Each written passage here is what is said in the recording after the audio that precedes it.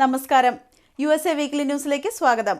അമേരിക്കയുടെ 44ാമത് പ്രസിഡന്റായി Barack Obama Capitol മന്ദിരത്തിൽ വെച്ച് നടന്ന പ്രൗഢഗംഭീരമായ ചടങ്ങിൽ സുപ്രീം കോടതി ചീഫ് ജസ്റ്റിസ് ജോൺ റോബർട്ടിന്റെ മുമ്പാകെ സത്യപ്രതിജ്ഞ ചെയ്ത് അധികാരമേറ്റു. രണ്ടാം തവണയും അധികാരത്തിൽ വരുന്ന പ്രസിഡന്റ് ഒബാമയുടെ സത്യപ്രതിജ്ഞയും വൈറ്റ് ഹൌസിലേക്കുള്ള യാത്രയും കാണുവാൻ 5 ലക്ഷത്തോളം പേർ തടിച്ചുകൂടി. വൈറ്റ് ഹൌസ് ഉപദേശകനായ ടോബി ചൗധരി, അരുൺ റാവു തുടങ്ങിയവർ സത്യപ്രതിജ്ഞാ ചടങ്ങിൽ പ്രത്യേക അതിഥികളായി പങ്കെടുത്തു. Today we continue a never-ending journey to bridge the meaning of those words with the realities of our time. For history tells us that while these truths may be self-evident, they've never been self-executing. And may He forever bless these United States of America. സമീപകാല ചരിത്രത്തിലെ ഏറ്റവും പുരോഗമനപരമായ ആശയങ്ങൾ മുന്നോട്ട് വെച്ചാണ് president Barack Obama തന്റെ രണ്ടാം ഊഴത്തിന് തുടക്കമിട്ടത്. 2 ദിനങ്ങളിലായി നടന്ന സത്യപ്രതിജ്ഞാ ചടങ്ങിന് ശേഷം അദ്ദേഹം നടത്തിയ പ്രസംഗം വിവാദങ്ങളിലകപ്പെട്ട ഒട്ടേറെ സുപ്രധാന പ്രശ്നങ്ങൾക്ക് ഊന്നൽ നൽകി. സ്വർഗപ്രേമികളുടെ അവകാശങ്ങൾ സംരക്ഷിക്കുവാൻ തന്റെ ഗവൺമെന്റ് പ്രതിജ്ഞാബദ്ധമാണെന്ന പ്രഖ്യാപനം തന്നെ രണ്ടാം ഊഴത്തിൽ ഒബാമ രണ്ടും കൽപ്പിച്ചു തന്നെയെന്ന സന്ദേശം നൽകുന്നുണ്ട്. അതുപോലെ തന്നെ തോക്ക് നിയന്ത്രണം, കാലാവസ്ഥാ വ്യതിയാന പ്രശ്നങ്ങൾ, കുടിയേറ്റ നിയമപരിഷ്കരണം എന്നിങ്ങനെ റിപ്പബ്ലിക്കൻ പാർട്ടിയും തീവ്ര വലതുപക്ഷവും തുറന്നെതിർക്കുന്ന പ്രശ്നങ്ങൾക്ക് തന്റെ പ്രസംഗത്തിൽ ഒബാമ സുപ്രധാന സ്ഥാനം നൽകിയത് ഇതിനോടകം തന്നെ ചർച്ചയായിട്ടുണ്ട്. യുദ്ധത്തിന്റെ കാലം കഴിഞ്ഞെന്നും ലോകത്തിലെ ഏറ്റവും കരുത്തുറ്റ രാജ്യമായ അമേരിക്ക ഇനി ലോക സമാധാനത്തിന്റെ മുന്നണി പോരാളിയാകണമെന്നും ഒബാമ എടുത്തു പറഞ്ഞു. അടിമത്ത വിമോചന പ്രഖ്യാപനത്തിന്റെ 150ാം വാർഷികം എന്ന ചരിത്ര പ്രാധാന്യം അനുസ്മരിച്ച ഒബാമ അമേരിക്കൻ മനുഷ്യാവകാശ ചരിത്രത്തിലെ ഏതാനും സുപ്രധാന സംഭവങ്ങൾ കൂടി തന്റെ പ്രസംഗത്തിൽ ഉൾപ്പെടുത്തി. സ്ത്രീ ശാക്തീകരണ പ്രസ്ഥാനങ്ങൾക്ക് തുടക്കം കുറിച്ച സെനക്ക ഫോൾസ് പട്ടണം, അലബാമയിൽ പൗരാവകാശ മാർച്ച് നടന്ന സെൽമ, ആധുനിക സ്വർഗപ്രണയ പ്രസ്ഥാനങ്ങൾക്ക് തുടക്കമിട്ട ന്യൂയോർക്ക് സ്റ്റോൺ വാൾ ഇൻ എന്നിങ്ങനെ ഉദ്ഘാടന പ്രസംഗത്തിൽ പൊതുവെ പരാമർശിക്കാൻ മടിക്കുന്ന ചരിത്ര സംഭവങ്ങൾ ഒബാമ എടുത്തു പറഞ്ഞത് രാഷ്ട്രീയ നിരീക്ഷകർ കൗതുകത്തോടെയാണ് കാണുന്നത്. നിയമനിർമ്മാണ സഭകളിൽ തന്റെ പാർട്ടിക്ക് മുൻതൂക്കമില്ലെങ്കിലും രണ്ടാം ഊഴത്തിൽ റിപ്പബ്ലിക്കൻ പാർട്ടിയുമായി ഒരു പോരാട്ടത്തിന് തയ്യാറാണെന്ന സന്ദേശമാണ് ഒബാമ നൽകിയതെന്ന് പൊതുവെ വിലയിരുത്തപ്പെടുന്നു. എന്നാൽ അടിസ്ഥാന പ്രശ്നങ്ങൾ പരിഹരിക്കുന്നതിന് പകരം രാജ്യത്തെ കൂടുതൽ വിഭജനത്തിലേക്ക് തള്ളിവിടാനാണ് പ്രസിഡന്റ് ഒബാമ ശ്രമിക്കുന്നതെന്ന് റിപ്പബ്ലിക്കൻ കേന്ദ്രങ്ങൾ വിമർശിച്ചു. ഏതായാലും തന്നെ വോട്ട് ചെയ്ത് രണ്ടാം ഊഴം അധികാരത്തിലേറ്റിയ ജനവിഭാഗങ്ങൾക്ക് പ്രത്യാശ നൽകുന്ന ഉദ്ഘാടന പ്രസംഗം ഒബാമ എങ്ങനെ പ്രാവർത്തികമാക്കുമെന്ന് ഉറ്റുനോക്കുകയാണ് അമേരിക്കൻ സമൂഹം. കൈരളി USAക്ക് വേണ്ടി ഡാലസിൽ നിന്നും മഞ്ജിത് കൈനിക്കര. ഇലക്ട്രോണിക് വീഡിയോ ഗെയിമുകളുടെ ഉപജ്ഞാതാക്കളായ അട്ടാരി ബാങ്ക്റപ്സി ഫയൽ ചെയ്യുന്നു. 40 വർഷം പഴക്കമുള്ള അട്ടാരിയുടെ അമേരിക്കൻ വിഭാഗം ന്യൂയോർക്കിലുള്ള ബാങ്ക്റപ്സി കോർട്ടിൽ അപേക്ഷ സമർപ്പിച്ചു. പോങ്, സെന്റിപീഡ് എന്നീ വീഡിയോ ഗെയിമുകളായിരുന്നു അട്ടാരി ആദ്യമായി പുറത്തിറക്കിയത്. അട്ടാരിയുടെ യൂറോപ്യൻ പാർട്ണർ കമ്പനിയും ബാങ്ക്റപ്സിക്ക് അപേക്ഷിച്ചിരിക്കുകയാണ്. കമ്പനിക്ക് 1 മുതൽ 10 മില്യന്റെ ആസ്തിയും 10 മുതൽ 50 മില്യന്റെ കടവുമുണ്ടെന്നാണ് കണക്കാക്കുന്നത്. അൾസൈമേഴ്സ് രോഗത്തിനെ പ്രതിരോധിക്കുന്നതിനായുള്ള പരീക്ഷണ മരുന്നായി എലി ലിലി ആൻഡ് കമ്പനി നിർമ്മിച്ച സോളനൈസ് എന്ന മരുന്ന് ഗവേഷകർ തിരഞ്ഞെടുത്തു. പ്രാഥമിക പരീക്ഷണങ്ങളിൽ ഈ മരുന്ന് രോഗത്തിന്റെ പ്രാരംഭ ദിശയിൽ ഫലം ചെയ്യുന്നതായി കണ്ടെത്തി. ഈ മരുന്ന് മുൻകൂറായി ഉപയോഗിക്കുന്നത് മൂലം രോഗം വരുവാൻ സാധ്യതയുള്ളവർക്ക് രോഗത്തെ പ്രതിരോധിക്കാൻ കഴിഞ്ഞേക്കുമെന്ന് ഗവേഷകർ പ്രതീക്ഷിക്കുന്നു. ബോസ്റ്റണിലെ Brigham and women's hospital Alzheimer's centre മേധാവി ഡോക്ടർ റൈസ സ്പെർലിംഗ് ആണ് ഈ പരീക്ഷണങ്ങൾക്ക് നേതൃത്വം നൽകുന്നത്. ലോകമെമ്പാടുമായി 35 മില്യൺ അൾസൈമേഴ്സ് രോഗികൾ ഉള്ളതിൽ 5 മില്യൺ USA-യിലാണ്. US ഫാർമക്കോപ്പിയൽ കൺവെൻഷന്റെ നേതൃത്വത്തിൽ നടത്തുന്ന ഭക്ഷ്യപരിശോധനകളിൽ അമേരിക്കയിൽ മായം ചേർക്കുന്ന ഭക്ഷ്യസാധനങ്ങളുടെ എണ്ണത്തിൽ വർധനവുണ്ടാകുന്നതായി റിപ്പോർട്ട്. USPയുടെ കണക്കനുസരിച്ച് കഴിഞ്ഞ വർഷം 60% വർധനവാണ് മായം ചേർക്കലിൽ ഉണ്ടായത്. സന്നദ്ധ സംഘടനയായ USP നടത്തിയ പരിശോധനകളുടെ വിശദവിവരങ്ങൾ അവരുടെ വെബ്സൈറ്റായ usp.org-ൽ പ്രസിദ്ധീകരിച്ചിട്ടുണ്ട്. പാനീയങ്ങളിൽ പോമഗ്രാനേറ്റ് ജ്യൂസിലാണ് ഏറ്റവും കൂടുതൽ കൃത്രിമം നടന്നിരിക്കുന്നത്. പോമഗ്രാനേറ്റ് ജ്യൂസിൽ മറ്റ് പഴങ്ങളുടെ ജ്യൂസും ചേർത്തിരിക്കുന്നതായി കണ്ടു. അതുപോലെ തന്നെ ഒലിവ് ഓയിൽ, ലെമൺ ജ്യൂസ്, തേയില, പാൽ, തേൻ തുടങ്ങിയവയിലും മായം ചേർക്കുന്നതായി കണ്ടെത്തിയിട്ടുണ്ട്. 100% ലെമൺ ജ്യൂസ് എന്ന് ലേബലിൽ എഴുതിയിട്ടുള്ള ലെമൺ ജ്യൂസിൽ വെറും 10 മുതൽ 35% മാത്രമേ ലെമണിന്റെ അംശം അടങ്ങിയിട്ടുള്ളൂ. അമേരിക്കയിലെ കറുത്ത വർഗ്ഗക്കാരായ കുട്ടികളും കൗമാരക്കാരുമാണ് വെളുത്ത വർഗ്ഗക്കാരേക്കാൾ കൂടുതൽ മധുരപാനീയങ്ങൾ ഉപയോഗിക്കുന്നതെന്ന് റിപ്പോർട്ട്. ഇവർ 500 കാലറിക്ക് മേലെയാണ് ഓരോ ദിവസവും മധുരപാനീയങ്ങൾ കുടിക്കുന്നത്. 1999 മുതൽ 2008 വരെ 40,000 കുട്ടികളിൽ academy of nutrition and diabetics നടത്തിയ പഠനങ്ങളിലാണ് ഈ വെളിപ്പെടുത്തൽ.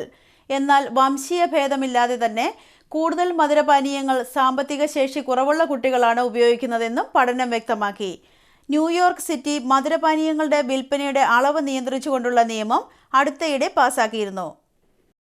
കഠിനമായ മൈഗ്രെയിൻ ഉള്ളവർക്ക് ഫാർമസ്യൂട്ടിക്കൽ കമ്പനിയായ ന്യൂപാത്ത് നിർമ്മിച്ച സെക്യൂരി എന്ന സ്കിൻ പാച്ച് ഉപയോഗിക്കുന്നതിൽ FDA അനുമതി നൽകി. നാഷണൽ ഹെഡേക്ക് ഫൗണ്ടേഷന്റെ കണക്കനുസരിച്ച് അമേരിക്കയിൽ മാത്രം 30 മില്യൺ ആൾക്കാർക്കാണ് മൈഗ്രെയിൻ ഉള്ളത്. ബാറ്ററി കൊണ്ട് പ്രവർത്തിക്കുന്ന ഒരു തവണ ഉപയോഗിക്കുവാൻ കഴിയുന്ന ഈ പാച്ച് രോഗികൾക്ക് ത്വക്കിലൂടെ ശരീരത്തിലേക്ക് ആഗിരണം ചെയ്യാൻ കഴിയുന്നതാണ്.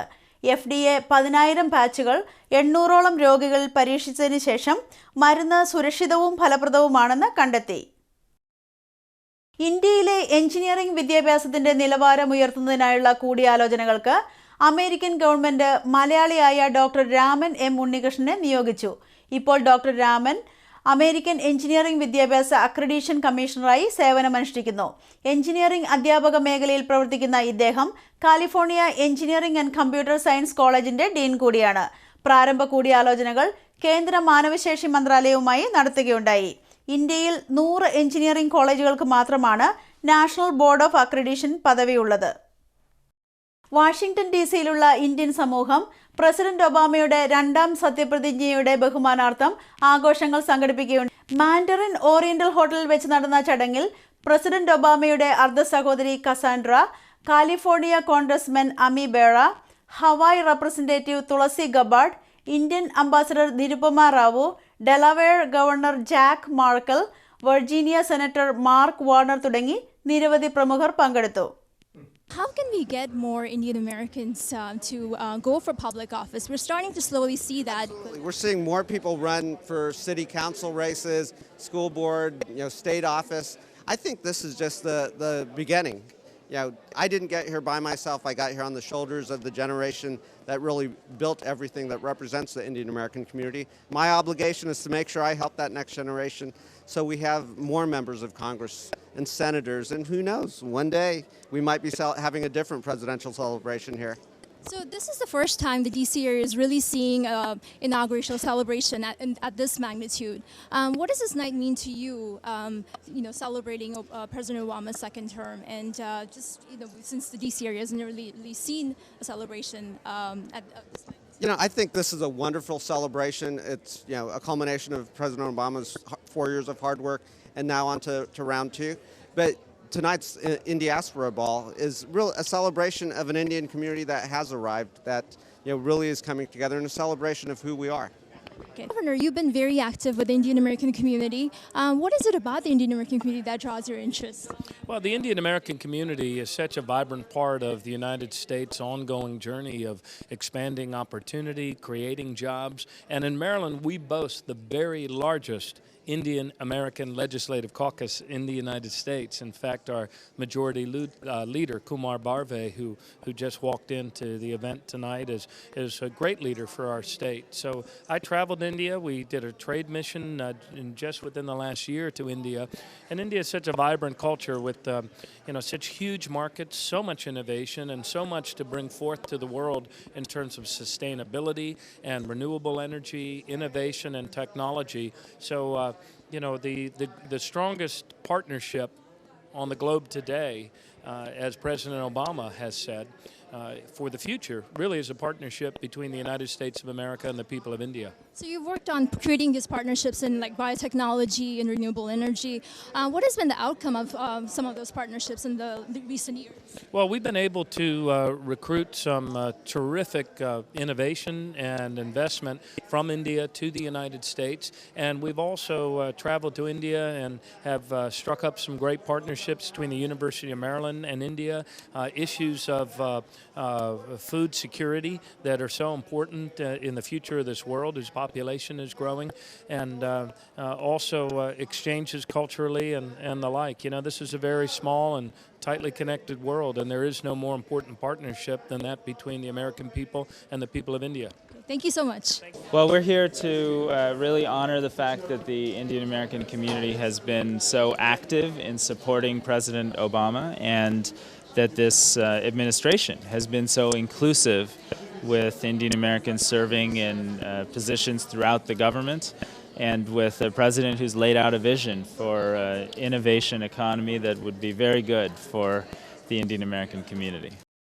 ഹ്യൂസ്റ്റൺ മലയാളം സൊസൈറ്റിയുടെ പ്രഥമ സമ്മേളനം സ്റ്റാഫർഡ് ഡിസ്കൗണ്ട് ഗ്രോസറി സ്റ്റോർ മീറ്റിംഗ് ഹാളിൽ വെച്ച് പ്രസിഡന്റ് ജോർജ് മണ്ണിക്കരോട്ടിന്റെ അധ്യക്ഷതയിൽ നടക്കുകയുണ്ടായി.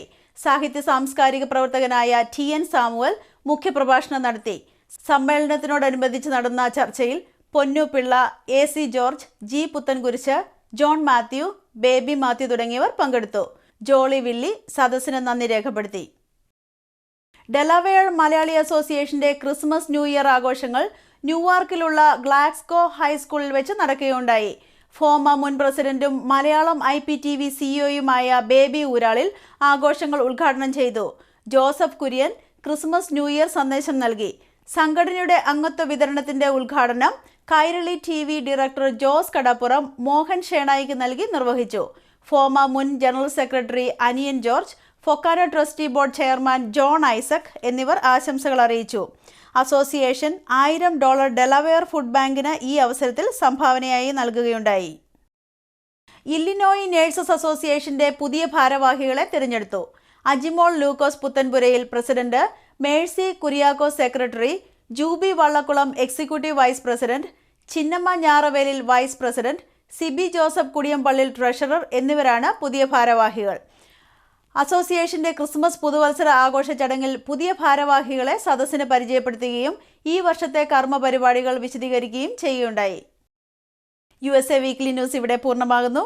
നന്ദി, നമസ്കാരം.